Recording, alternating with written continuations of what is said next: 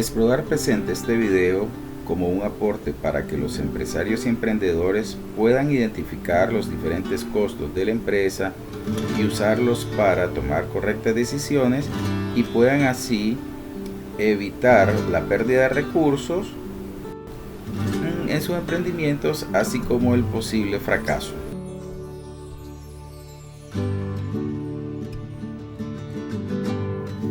Ok, pero si estamos hablando de dinero, hablemos entonces de los ingresos. Los ingresos vienen dados por el resultado de multiplicar la cantidad de unidades vendidas o los servicios prestados por el precio fijado para estos. Lo opuesto son los costos. Los costos serán todo ese dinero que es necesario para lograr la elaboración de los productos o la prestación de los servicios. La diferencia entre los ingresos y los costos nos generará el beneficio económico cuando éste sea positivo, o las pérdidas cuando los costos sean mayores a los ingresos. Pero bueno, tenemos que definir y tener claridad sobre qué cosas son los costos explícitos y los costos implícitos.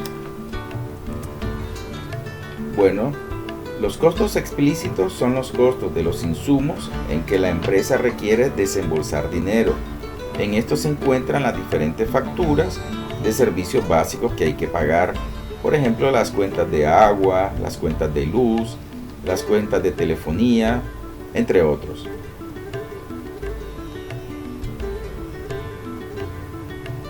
Los costos implícitos, por su parte, son los costos de los insumos en que la empresa no requiere desembolsar dinero. Aquí podríamos encontrar el trabajo de la familia cuando éste no es pagado por la empresa, es decir, no se paga su costo de oportunidad. Hay que considerar, por ejemplo, que algunos emprendedores o empresarios no toman en cuenta su tiempo de trabajo dedicado al desarrollo del negocio, debido a que ellos consideran esto innecesario por ser los dueños del mismo y por tanto no internalizan el valor del tiempo invertido en este trabajo en la estructura de costos del emprendimiento o empresa. ¿Y el costo de oportunidad del capital financiero que se invirtió en la empresa? Cuando este corresponde a los ahorros del inversionista, al menos debería contabilizarse el valor de los intereses perdidos por él en el banco.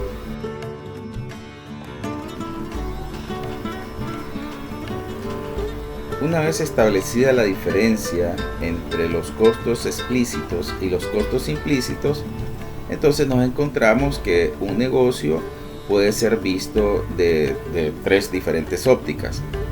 Una, como lo ve el propietario del negocio. Teniendo los mismos ingresos, el propietario del negocio engloba en un bolsón todo lo que son costos y por tanto él obtiene una gran ganancia. Por otro lado, si este mismo negocio fuese analizado por un contador, él estaría contabilizando todos esos costos explícitos, que son las facturas a las que él tiene a la vista. Y ante los mismos ingresos, obviamente él va a tener una utilidad contable que es inferior a las ganancias del propietario. Pero también tenemos la visión que podría tener un economista, y es que el economista va a considerar todos esos costos explícitos que tomó en consideración el contador, pero adicionalmente agregará los costos implícitos, que son los que no consideró el contador. Y por tanto los beneficios económicos que va a tener el economista van a ser inferiores a la utilidad contable calculada por un contador. Esto se debe a que el economista considera la totalidad de costos de oportunidad de un emprendimiento o de una empresa. Entonces, la definición del costo total va a venir dada por el costo fijo, entre el cual encontramos los costos de la maquinaria, el desgaste de la misma, es decir, la depreciación. Pero también encontramos los pagos de planilla, por ejemplo, para el personal fijo, o entre otros los pagos de alquiler. Dentro de los costos fijos podrían venir aquellos costos, por ejemplo, de pago de vigilancia. Es decir, los costos fijos son aquellos costos que no van a variar con el nivel de producción de la empresa. Por el otro lado, tenemos los costos variables. Un costo variable es aquel que tiene relación con la producción. Es decir, si nosotros tenemos, por ejemplo, un emprendimiento, una empresa que tiene venta de jugos, venta de licuados, en la medida que venda más jugos, va a necesitar más materia prima.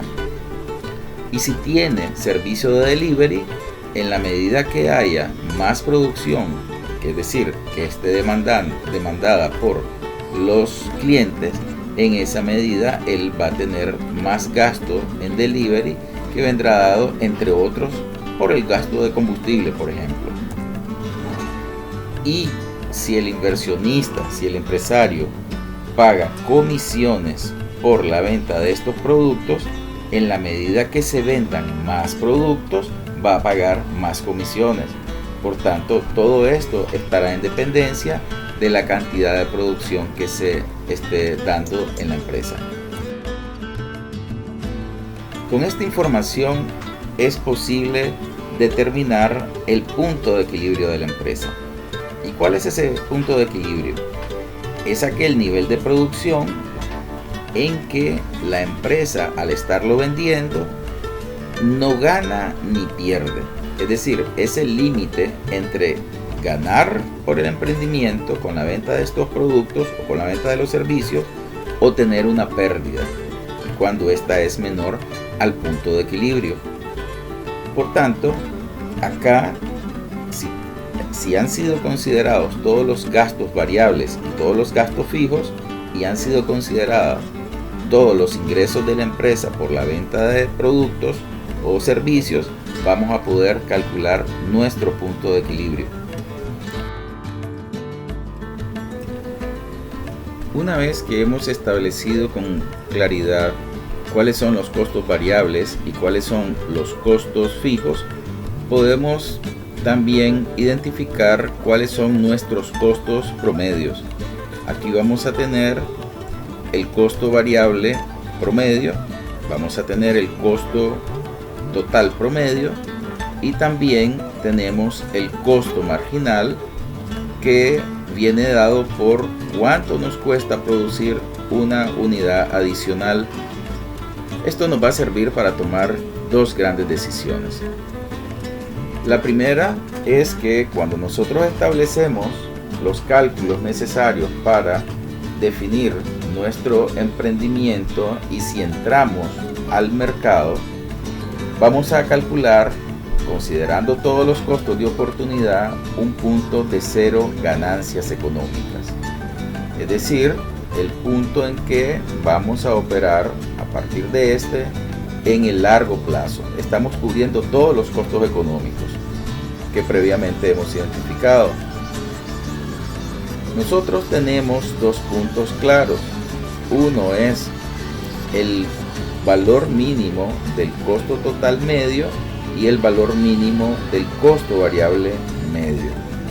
En este tramo sí podemos operamos con pérdidas, y en el corto plazo es preferible operar con estas pérdidas a cerrar la empresa, porque cubriendo al menos el mínimo de nuestros costos variables promedio, estamos aportando algo para cubrir los costos fijos.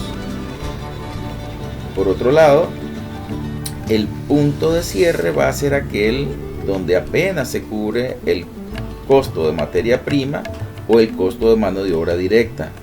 Es decir, en este punto las pérdidas equivalen a los costos fijos, y por tanto, si nosotros decidiésemos producir en un nivel inferior a este punto, estaríamos con pérdidas totales. Entonces, nosotros tenemos que definir que a partir del punto A, es decir, el tramo de largo plazo, se puede operar en el largo plazo, y ahí es donde se obtienen estas ganancias económicas. Entonces, esta gráfica nos permite a nosotros tomar dos grandes decisiones. Una, sabemos el nivel de producción en que nosotros podemos entrar a ese mercado, o sabemos también el nivel de producción en el que nosotros deberíamos de abandonar el emprendimiento, de abandonar la empresa una vez que ésta está operando.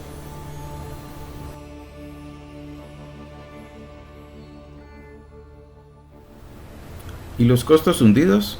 ¿Qué pasa con ellos? Los costos hundidos, irrecuperables o costos perdidos son aquellos costos que han sido incurridos en el pasado y que no pueden ser recuperados. Como dice el refrán, lo pasado, pasado es. Los únicos costos que deben llamar tu atención para la toma de decisiones tienen que ver con aquellos que están relacionados con las acciones futuras.